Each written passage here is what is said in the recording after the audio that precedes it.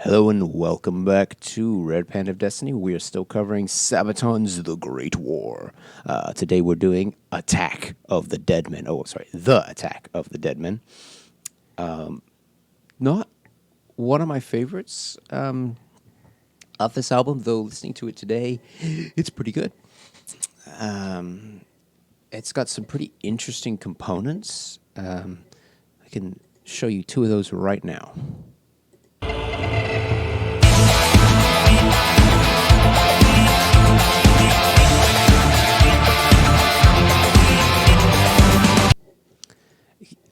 It's that bounce. It's very. It's I like that. I also like whatever that instrument is that they're using, sort of doing a weird. It's sort of almost a reverby sound. I'm not sure if it's a synth or if it's some obscure instrument from somewhere. It's a song about Russians. I don't know. Maybe it's some Russian instrument. But yeah, so two positives right off the bat for that. And then, of course, a positive for the solo. Sabaton seemingly on their solo game with this album. Here we go.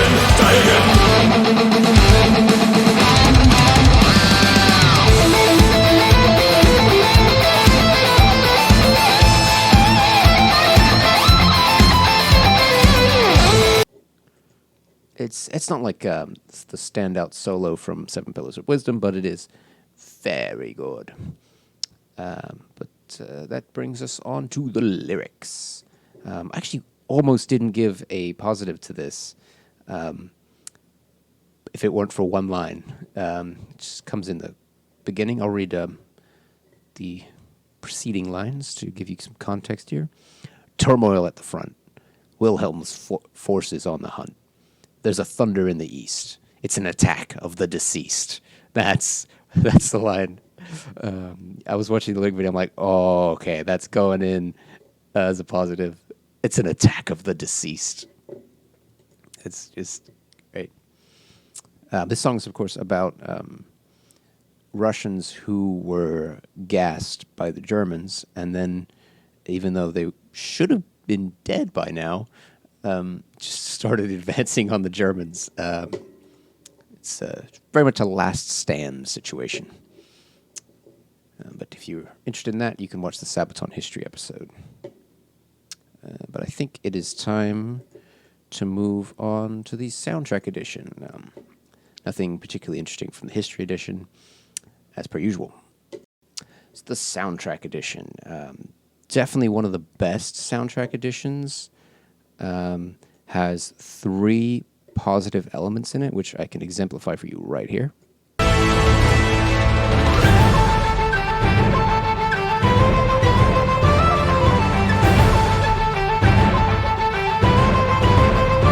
Sorry, that was actually only one or two. The atmosphere and the use of a flute. I don't want to say definitively it's a flute. I'm not sure. But it was supposed to be a choir. I started the clip a little too late. I'll just play that now.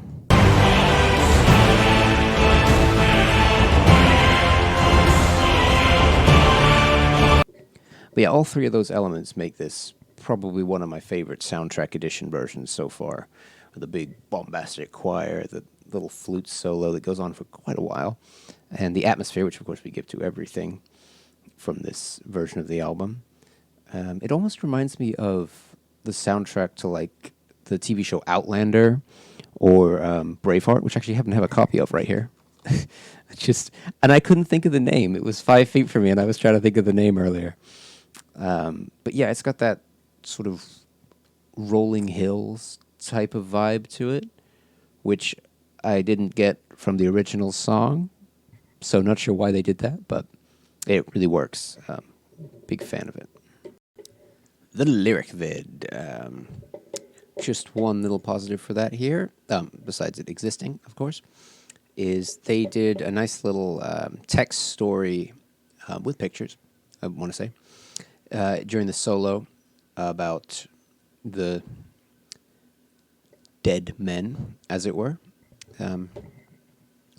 Obviously, it'll go a lot more in depth in the Sabaton history episode, but it's nice to get little snippets if you just somehow only watched that and didn't watch anything else.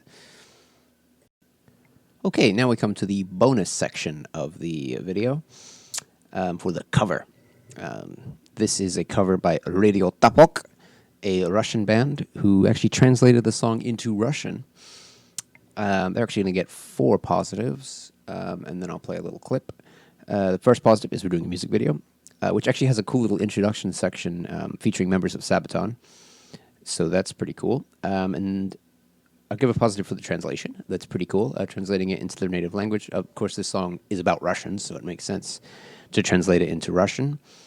I'm going to give a positive for the vocals. I like their vocalist. He's pretty decent. He's no Joachim Broden, but he's pretty good. And then just sort of the faithfulness to the original. I like it. It's probably the closest you're going to get to Sabaton singing the song in Russian. Although, as we'll talk about later, they did actually go and perform the song live with Sabaton, so that's pretty cool. But here is that clip. На востоке гром, план Вильгельма обречен. Опьяненные войной, решив, что будет легкий бой, немцы выпустили газ.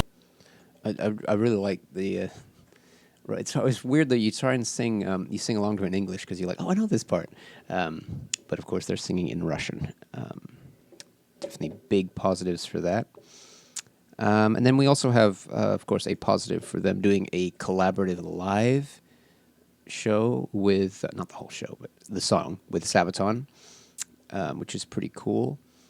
And I'll go ahead and give the positive for the Sabaton live video of Attack of the Dead Men. Same deal as the other ones, just one cameraman on stage, sort of a band point of view of the song. It's pretty cool. I believe it was recorded in London, which I found a little confusing. You wouldn't use a live song of one of the British songs on the album, like The Future of Warfare, which is about British tanks. No, we'll do the Russian song in London. That makes sense. But I think the collaborative one was in Moscow, I want to say. Yeah. So that was in the right place, but for some reason they chose to do Attack of the Dead Men in London. Weird choice. The history version. So nothing that interesting about the episode itself. Of course, the story is very interesting, but I believe I already get positive for that, so don't need to do that now. The only other thing is I learned that apparently the Radio Tapok version was released before Sabaton's as a sort of PR thing. I guess they thought it'd be cool to release a song in Russian first, being that it's about Russians, which is definitely one of the things that I like about Sabaton. Just pre-releasing stuff in such a weird way like that, just tailoring themselves to fans all around the world. It's really cool.